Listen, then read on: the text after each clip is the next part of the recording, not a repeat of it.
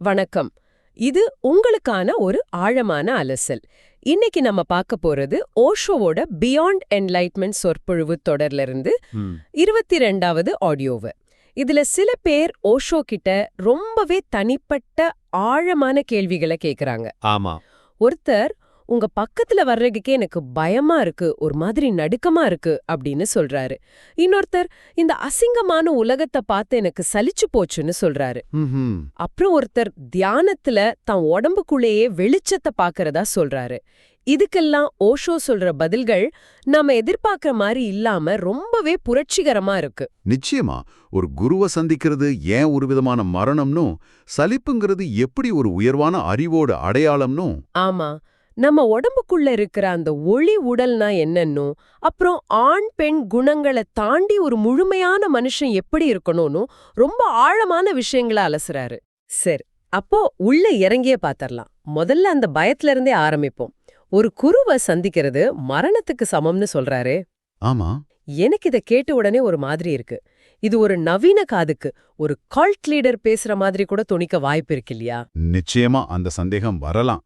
ஒருத்தர் மேல குருட்டுத்தனமான நம்பிக்கையை வைக்க சொல்ற மாதிரி ஓஷோ எப்படி இந்த அதிர்ச்சியான வார்த்தையை நியாயப்படுத்துறார்? ரொம்ப முக்கியமான கேள்வி இது. ஓஷோ இங்க சொல்றது உடல் ரீதியான மரணத்தையே இல்ல. அதுதான் இங்க நாம புரிஞ்சிக்க வேண்டிய முதல் விஷயம். ஓகே. அவர் சொல்றது உங்களுடைய கடந்த காலத்தோட மரணம், உங்களுடைய அகந்தை, அதாவது ஈகோவோட மரணம், உங்களுடைய ஆளுமை, பர்சனாலிட்டியோட மரணம். ஓகே, அதாவது நம்மள நாமே வரையறுத்து வச்சிருக்கிற அடையாளங்களோட மரணம்னு சொல்றீங்களா? சரியா சொன்னீங்க. எக்ஸாக்ட்லி. இத்தனை நாளா நான் எதையெல்லாம் நினைச்சு ஒரு கோட்டை கட்டியிருந்தீங்களோ, அந்த கோட்டையோட மரணம். அந்த மரணம் நடந்தாதான் ஒரு உயிர்த்தெழுதல் சாத்தியம்னு சொல்றாரு. உயிர்த்தெழுதலா? ஆமா, அதாவது நீங்க இழந்த அப்பாவித்தனம், குழந்தைத்தனம் திரும்ப பிறக்கும். ஒரு புது சூரிய உதயம் மாதிரி. இதை இன்னும் அழுத்தமா சொல்ல அவர் வேதங்கள்ல ஒரு மேற்கோள் காட்டுறாரு. பல ஆயிரம் வருஷம் பழமையான வேதங்கள் கூட குருவை மரணம்னு தான் வர்ணிக்குது. ஆனா அது தெய்வீகத்துக்கான கதவை துறக்கிற மரணம். சரி, இந்த ஈகோ மரணம்ங்கிற அனுபவம் நடைமுறையில எப்படி இருக்கும்? எல்லாம் மாறிடுமா? சுவாரஸ்யமான விஷயம் என்னன்னா, வெளியில எதுவும் மாறாது. உங்க உடம்பு, இந்த உலகம் எல்லாமே அப்படியே தான் இருக்கும். ஆனா உங்களுக்குள்ள எல்லாம் மாறி இருக்கும். பார்வை மட்டும் மாறுமா? ஆமா, உங்க கண்ணோட்டம், நீங்க உலகத்தை பார்க்கிற விதமே தலைகீழா மாறி இருக்கும். அவர் ஒரு அழகான உதாரணம் சொல்றாரு. இந்த அனுபவம் ஒரு நெருப்பு மாதிரி. நெருப்பு மாதிரியா? ஆனா அந்த நெருப்பு உங்களை எரிக்காது. உங்களுக்குள்ள இருக்கிற குப்பைகளை, பொய்யான விஷயங்களை மட்டும்தான் எரிக்கும். கடைசியில நீங்க 24 கேரட் சுத்த தங்கமா வெளியே வருவீங்கன்னு சொல்றாரு. ஆனா அதுக்கு தைரியம் வேணும் இல்லையா? ஆமா, அந்த நெருப்புக்குள்ள நடக்க தைரியம் வேணுங்கிறதையும் அவர் ரொம்ப வலியுறுத்துறாரு. இது சரணடைதல் பத்தினது, குருட்டு நம்பிக்கை பத்தினது இல்ல. அப்போ அந்த பயம், அந்த நடுக்கம் எல்லாமே அந்த பழைய நான். ஆமா, அது சாக போகுதுன்னு தெரிஞ்சு அதை போடுற சத்தம் தான். அது போடுற சத்தம் தான். இது அழிவில்ல, ஒரு சுத்திகரிப்பு. ஓகே, இது இப்ப இன்னும் தெளிவா புரியுது. அடுத்த கேள்விக்கு போலாம். இது ரொம்பவே கனமான ஒரு கேள்வி. ஒருத்தர் கேக்குறாரு, இந்த அசிங்கமான உலகத்தால நான் ரொம்ப சலிப்படைஞ்சிட்டேன். ஆமா, ரொம்ப மனசு உடையிற மாதிரி இருக்கு. தற்கொலை செஞ்சுக்காம இயற்கையா சாகணும்னு ஒரு ஆழமான ஆசை எனக்குள்ள இருக்கு. உங்களோட இருக்கிறத தவிர வேற எதுலயும் எனக்கு ஈர்ப்பு இல்ல. என்கிட்ட என்ன தப்பு இருக்குன்னு கேக்குறாரு. ஓஷோவோட பதில் தான் எங்க ஆச்சரியமே. அவர் சொல்றாரு, உன்கிட்ட எந்த தப்பும் இல்ல, இந்த உலகத்துல தான் எல்லா தப்பும் இருக்கு. அப்படியா? உனக்கு சலிப்பு ஏற்படுதுன்னா அது நீ ஒரு அறிவார்ந்த மனுஷன்னு காட்டுதுன்னு சொல்றாரு. பாருங்க, ஒரு நெகட்டிவான உணர்வே எப்படி பாசிட்டிவா மாத்துறாருன்னு. இருங்க, இத கொஞ்சம் விளக்கமா சொல்லுங்க. சலிப்பு எப்படி அறிவோட அடையாளமா இருக்க முடியும்? நாம எல்லோருமே சலிப்பை தவிர்க்கத்தான முயற்சி பண்றோம். ஓஷோவோட தர்க்கம் இதுதான். எந்த மிருகமும் சலிப்படையறதில்ல, மனுஷன் மட்டும்தான் சலிப்படைகிறோம். உண்மைதான். அதுலயும் குறிப்பா புத்திசாலியான மனுஷன்தான் ஆழமா சலிப்படைறான். ஏன்னா வாழ்க்கை ஒரு சாகசமோ சவாலோ இல்லாம ஒரே மாதிரி திரும்ப திரும்ப நடக்குதுங்கிறத அவனால பார்க்க முடியுது. அந்த சக்கரத்தை பார்க்க முடியுதா? ஆமா, நேத்து மாதிரி தான் இன்னைக்கும், இன்னைக்கு மாதிரி தான் நாளைக்கும்னு அந்த சக்கரத்தை புரிஞ்சுக்கிற நுண்ணறிவு அவனுக்கு இருக்கு. நீங்க வெறுங்கையோட வந்தீங்க, வெறுங்கையோட தான் போக போறீங்க. நடுவுல நடக்கிறது எல்லாமே ஒரு அர்த்தமில்லாத நாடகம்னு நீங்க உணர்றீங்க. அதனாலதான் சலிப்பு வருதுங்கிறாரு. இது கேக்குறதுக்கு இருத்தலியல் தத்துவம், அதாவது எக்ஸிஸ்டென்ஷியலிசம் மாதிரி இருக்கே. ஆமா, சார்த்ரே, ஹைடக்கர் போன்ற தத்துவவாதிகள் சொல்ற அதே வாழ்க்கை அர்த்தமற்றதுங்கிற விஷயம் தானே இதுவும். அவங்க தத்துவமும் கடைசியில ஒரு இருண்ட இடத்துல தானே கொண்டு போய் விடுது. நீங்க சரியா ஒரு புள்ளிய தொட்டீங்க. ஓஷோவே அவங்கள மேற்கோள் காட்டுறாரு. ஆனா அது சொல்றாரு, இந்த தத்துவவாதிகள் ஒரு முக்கியமான விஷயத்த மறந்துட்டாங்க. அதுதான் இதயம். இதயம். அப்போ இந்த அர்த்தமற்ற உணர்வுக்கு காரணம் காரணம் நவீன மனுஷன் தர்க்க அறிவை, அதாவது ரீசனை மட்டுமே நம்பி வாழ்றது தான். தர்க்க அறிவுங்கிறது ஒரு அறிவியல் கருவி. சரி. அது உயிரில்லாத பொருள்களை பிரிச்சு ஆராயறதுக்கு ரொம்ப சிறந்தது. ஆனா அன்பு, ஆனந்தம், அமைதி மாதிரி உயிருள்ள விஷயங்களை பத்தி நீங்க தர்க்கத்துக்கிட்ட கேட்டீங்கன்னா அது அப்படியெல்லாம் ஒண்ணும் இல்லைன்னு தான் சொல்லும். தர்க்கம் ஒரு பாலைவனம் மாதிரி. அங்க பூக்கள் பூக்காது. அதனாலதான் இந்த நூற்றாண்டின் தத்துவம் இவ்வளோ எதிர்மறையா இருக்குன்னு ஓஷோ விளக்குறார். அப்போ அந்த கேள்வி கேட்டவருக்கு ஓஷோ கொடுக்கிற நம்பிக்கை என்ன? அந்த பாலைவனத்திலிருந்து எப்படி வெளியே வருது? ஓஷோ சொல்றாரு, உன்னோட தர்க்கம் உலகத்தோட அர்த்தமின்மைய சரியா கண்டுபிடிச்சிருச்சு. ஆனா உன் இதயத்தோட ஒரு பகுதி இன்னும் உயிரோட இருக்கு. அதனாலதான் உன்னால என் மேல அன்பு செலுத்த முடியுது. இது தர்க்கத்திலிருந்து வரல, இதயத்திலிருந்து வருது. அந்த ஒரு சின்ன துவாரம் போதும், அதன் வழியா சொர்க்கத்தையே உள்ள கொண்டு வந்துடலாம்னு நம்பிக்கை கொடுக்கறார். இயற்கையான மரணம் வர வரைக்கும் காத்துரு, அதுக்குள்ள நான் உனக்கு இயற்கையான வாழ்வோட சுவையை காட்டுறேன்னு முடிக்கிறார். அப்போ வெளி உலகம் அர்த்தமற்றதா தெரிஞ்சா பதில் உள்ள இருக்குன்னு சொல்றார். இது ரொம்ப இயல்பாவே நம்மள அடுத்த கேள்விக்கு கூட்டிட்டு போகுது. ஆமா. ஒருத்தர் சொல்றார், தியானத்துல கண்ணை மூடும்போது உடம்புக்குள்ள ஏகப்பட்ட வெளிச்சத்தை பாக்குறேன்னு, நிழல்களே இல்லாம போகுது. இது நிஜமா சாத்தியமா? எனக்கே இந்த சந்தேகங்கள் வருதுன்னு கேக்குறார். என்னோட முதல் எண்ணம் இது ஒரு கற்பனையா இருக்கலாம், இல்ல கண்ணுல ஏற்படுற ஒரு விளைவா இருக்கலாம். ஓஷோ எப்படி இதை நிஜமான அனுபவம்னு சொல்றார்? அவர் இதை நேரடியாவே எதிர்கொள்றார். இந்த சந்தேகங்கள் வர்றது ரொம்ப இயல்புன்னு சொல்றார். ஏன்னா நம்ம மனம் ரொம்ப பழமையானது. பழமையானதா? ஆமா. அதுக்கு பருப்பொருளை, அதாவது மேட்டரை மட்டும்தான் நம்ப தெரியும். திடமான கையால தொட்டு உணரக்கூடிய விஷயங்களை மட்டும்தான் அதால புரிஞ்சிக்க முடியும். இப்போ திடீர்னு உடம்புக்குள்ள வெளிச்சம் தெரியுதுன்னு ஒண்ணே அது அதோட டிஃபென்ஸ் மெக்கானிசமை ஆன் பண்ணிடும். என்ன பைத்தியம் ஆயிட்டியா அப்படின்னு கேக்குமா? அதேதான். இதெல்லாம் கற்பனைன்னு சொல்லி உங்களை பாதுகாக்க முயற்சிக்கும். அப்போ மனசோட இந்த சந்தேகத்தை எப்படி கையாள்றது? அதை எதிர்த்து போராடணுமா? போராடக்கூடாதுன்னு ஓஷோ சொல்றார். மனசுகிட்ட இது உன் வேலை இல்ல, நீ அமைதியா இருன்னு சொல்லிட்டு இந்த புதிய அனுபவத்தை ஒரு குழந்தை மாதிரி ஆராயணும்னு சொல்றார். இந்த நேரத்துல தான் ஒரு குருவோட உதவி தேவைப்படுது. மனசோட பேச்ச கேட்காம இந்த புதிய அனுபவத்துல தைரியமா பயணிக்க அவர் ஊக்கமளிக்கிறார். இந்த அனுபவத்தை அவர் ஒளி உடல் அல்லது ஆஸ்ட்ரல் உடல்னு சொல்றார். இந்த ஒளி உடல்ங்கிற கருத்துக்கு அவர் ஏதாவது அறிவியல் சார்ந்த உதாரணங்களை கொடுக்கறாரா? அந்த சந்தேகப்படுற மனசு சமாதானப்படுத்த ஏதாவது சொல்றாரா? ஆமா, கொடுக்கிறார். அவர் கிரில்லியன் போட்டோகிராஃபிங்கிற ஒரு நுட்பத்தை பத்தி பேசுறார். இங்க ஒரு முக்கியமான விஷயத்தை நம்ம தெளிவுபடுத்திக்கணும். சொல்லுங்க. ஓஷோ இது ஒரு அறிவியல் ஆதாரமா முன்வைக்கல, மாறாக தர்க்க ரீதியான மனசுக்கு புரிய வைக்க ஒரு பாலமா பயன்படுத்துறார்.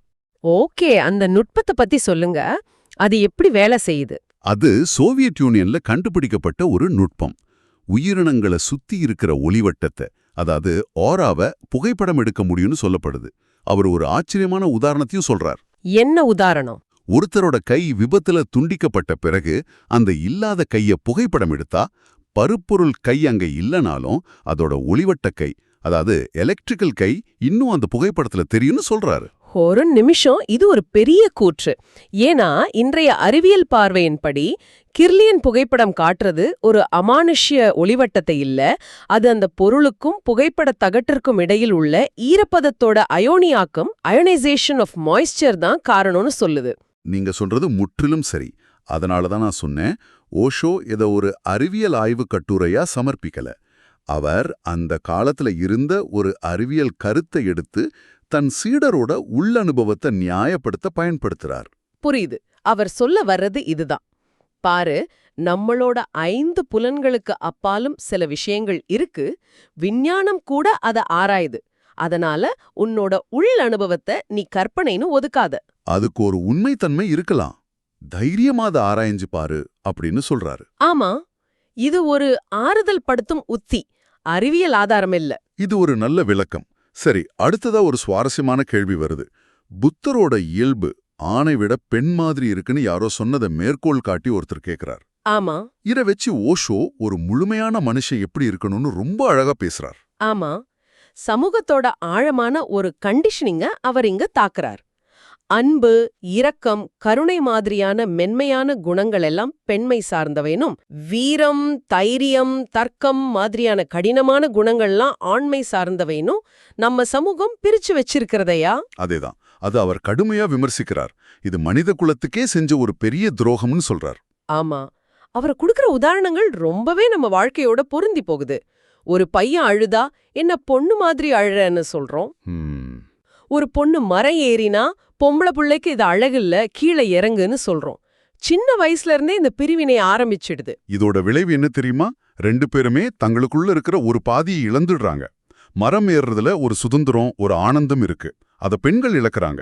அதே மாதிரி கண்ணீர் விடுறதுல ஒரு ஆழமான உணர்வு விடுதலை இருக்கு. சரியா சொன்னீங்க. துக்கமோ ஆனந்தமோ அதை முழுசா வெளிப்படுத்த அது உதவுது. அது ஆண்கள் இழக்கறாங்க. கண்ணீரை அடக்கும்போது அதோட சம்பந்தப்பட்ட மென்மையான உணர்ச்சிகளையும் சேர்த்து அடக்கிடுறாங்க.